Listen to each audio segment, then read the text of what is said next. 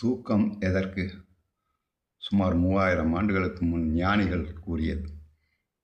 ஒரு மனுஷன் நல்லா தூங்குறான்னா, உடல் களைப்பு ஒன்று, உள்ள களைப்பு ஒன்று. 2க்கும் வித்தியாசம் இருக்கு. காலையிலேருந்து சாயந்தரம் வரைக்கும் வேலை செய்யலாம். இந்த உடல் களைத்து போயிடும்.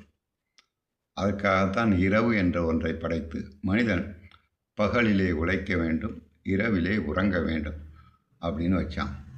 நமக்கு கண்ணுக்கு தெரிந்த விஷயம், கை காலை வலிக்குதும்போம், தலையை வலிக்குதும்போம். இதெல்லாம் கடுமையான உழைப்பிற்கான காரணம்.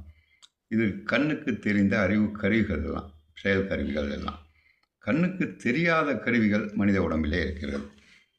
நிறைய இருக்குது. அதை குறிப்பாக 5 வகையாக பிரித்தாங்க. மனம், சித்தம், புத்தி, அகங்காரம். இதை விட ஆத்மா ஒன்று.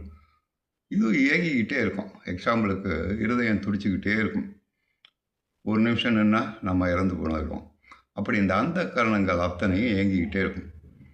இப்போ காரு காலையிலேருந்து சாயந்தரம் வரைக்கும் ஓடினாலும் நைட்டில் போனால் நிப்பாட்டுறோம் கொஞ்சம் நேரம். அதே போல் செயல்கருவிகள், கை கால் காது கண் மூக்கு வாய் இது எல்லாமே உடல் உழைப்பினால் சோர்வடையக்கூடியது. கண்ணுக்கு தெரியாத அந்த கரணங்களும் 24 மணி நேரம் இயங்கிக்கிட்டே இருக்கும். அதுவும் சோர்வடைய வேண்டும். அதற்காகத்தான் ஆண்டவன் இரவு பகல்னு படைத்தான். பகலில் உழைப்பு, இரவில் உறக்கம். அந்த மனம் ஏதாச்சும் நினச்சிக்கிட்டே இருக்கும். சித்தங்கிறது நினச்சதை சேமித்து வைக்கும். புத்திங்கிறது நம் சிந்தனை பண்ணக்கூடிய அறிவுகள் எல்லாத்தையும் பயன்படுத்திக்கிட்டே இருக்கும். கோபம், அகங்காரம்னா கோபம். அது தூண்டுதல். கோபம்னு நாம் நினைக்கக்கூடாது. கோபமும் அதன் உட்கூறுகளில் ஒன்று. அந்த கோபம், அகங்காரம் என்பது ஒரு செயலை செய்யணும்னு துடிச்சிக்கிட்டே இருக்கும். அதுக்கு தான் அகங்காரம்னு பேர் வச்சானோ. மனம், சித்தம், புத்தி, அகங்காரம். இதை விட ஆத்மா, மனித உயிர்.